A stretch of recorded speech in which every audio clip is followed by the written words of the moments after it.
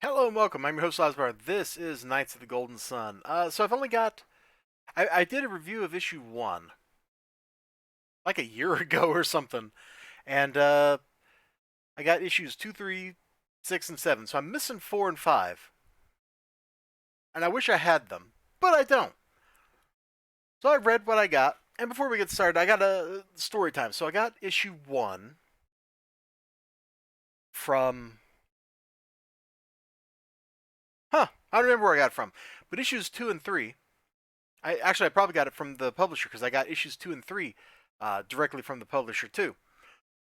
Uh, I left a YouTube comment or something. Gosh, and somebody was like, "Hey man, I'll tell you a secret." And the secret was, "Hey, Mad Cave Studios is actually pretty darn cool."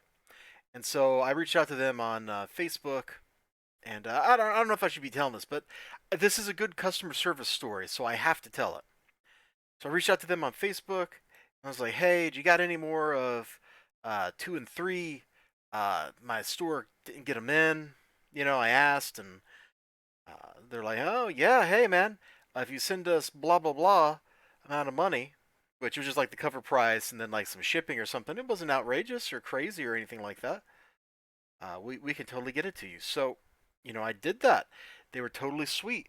Not only did they send me issues 2 and 3, which is totally sweet, but are you ready? Are you ready? They also sent me. Hold on. Just wait for it. Just wait for the big reveal. They also sent me this sweet, sweet Mad Cave bag right here. Uh huh. I mean, it's just a, standard plastic bag for whatever.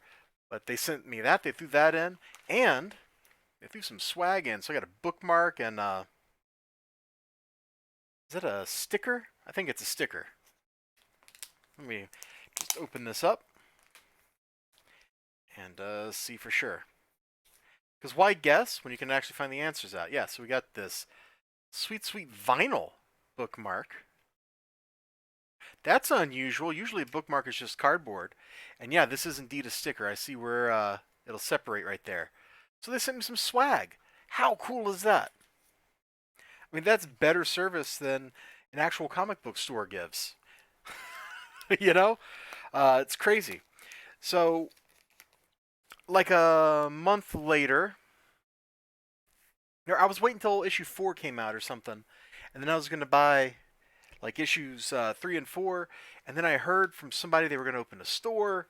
So I waited for the day the store opened, and the day the store opened, I get home from work that evening, and I look it up, and I'm like, all right, it is time. It is time to buy issues 4 and 5.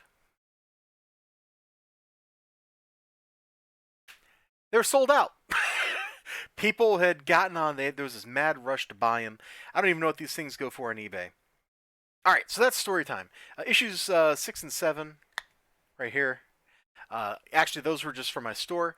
My shop man finally started getting these things in. It took him a couple months. Not just the 2 month thing. Like I told him like somewhere around I think it was issue 2. I was like, hey man, can you give me some of that Knights of the Golden Sun stuff? And then it took like Diamond 4 months to actually ship him anything. Because you know how Diamond is, i.e., terrible, terrible.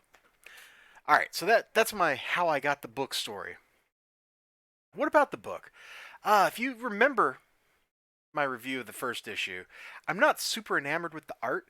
It's kind of beautiful, but it also is kind of fakey too. Like sometimes you see something and it looks really good, like Azrael. She looks good basically anytime she's on panel. Like look at here with the glowing eyes, is dope. But over here, like Michael looks kind of lame. So the plot, I like the action there. I don't necessarily like the way it's painted.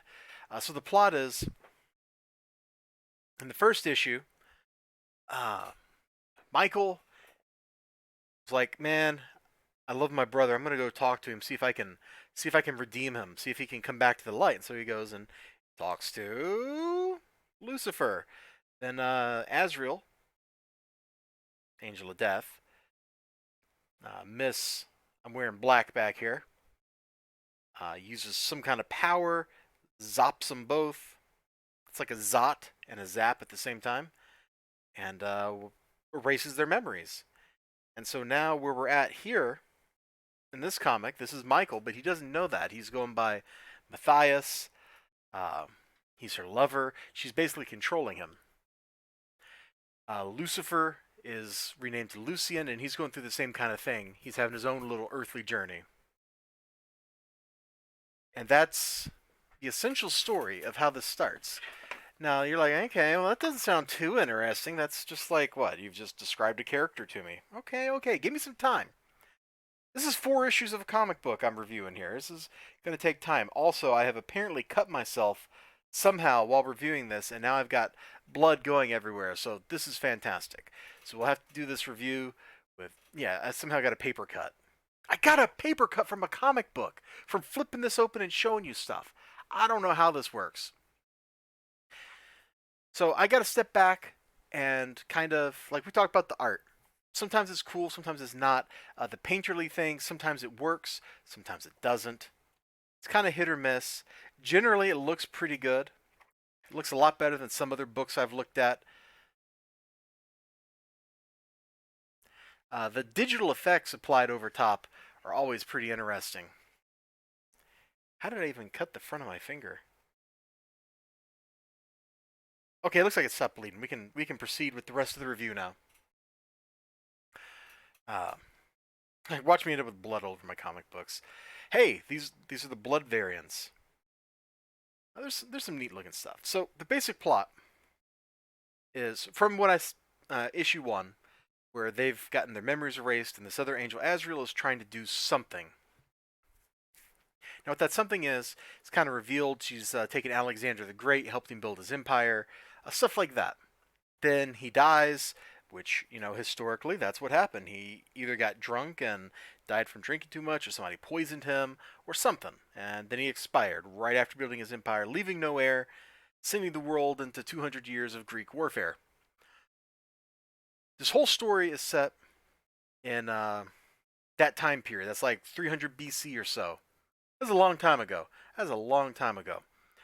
And this is a story full of very Christian sorts of themes: love, redemption, faith. Oh, there I am counting like a German again. I'm sorry. Love, redemption, and faith.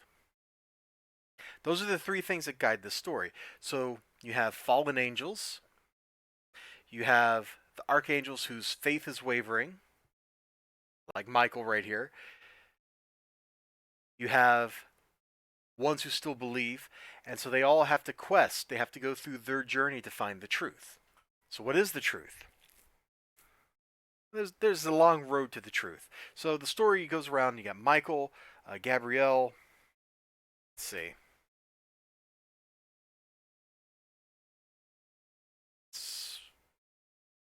Let's see. No, wait. That's not Michael. That's Raphael. That's Michael. And you've got, let's see. It's Gabrielle. So that's Uriel. All right.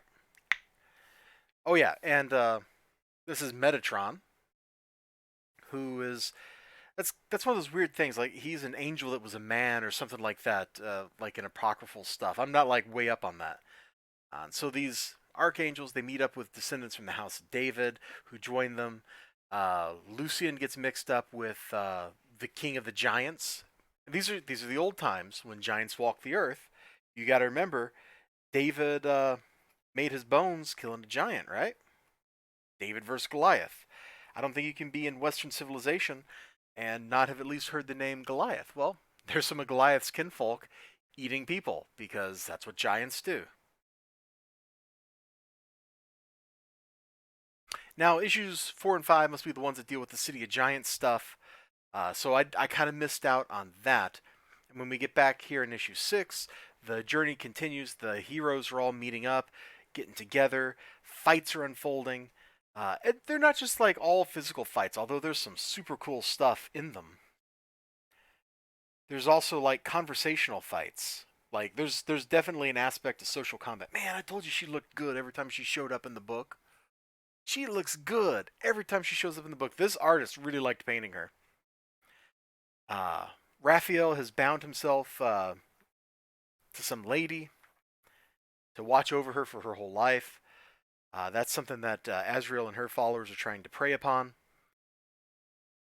The fight commences good versus evil, and to that extent, it's a lot like a memoir series that I used to read, and I need to get the remaining volumes for, called Priest, where you have good, the fallen angels, and then you've got this other group of fallen angels that's somehow worse than the original batch, and that's kind of the same dynamic that's going on here.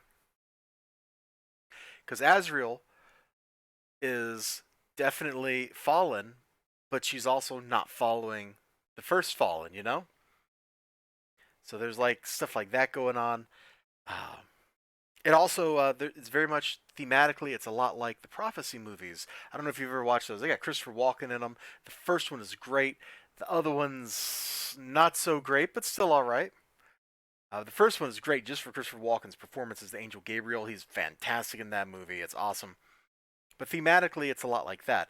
Ultimately, it's all about redemption, faith, love. Like how these things play together, how they make you strong. Because ultimately, that God, yeah, I'm like talking about this, and it's like I'm about to like say something that sounds like it comes out of like, you know, a shoujo manga or something. Like in the name of love and justice, I will finish you or whatever, right? Like this is like some straight up Sailor Moon stuff, but it's true. Their love, their faith, it allows them to be redeemed from their fallen state. Because Michael totally falls.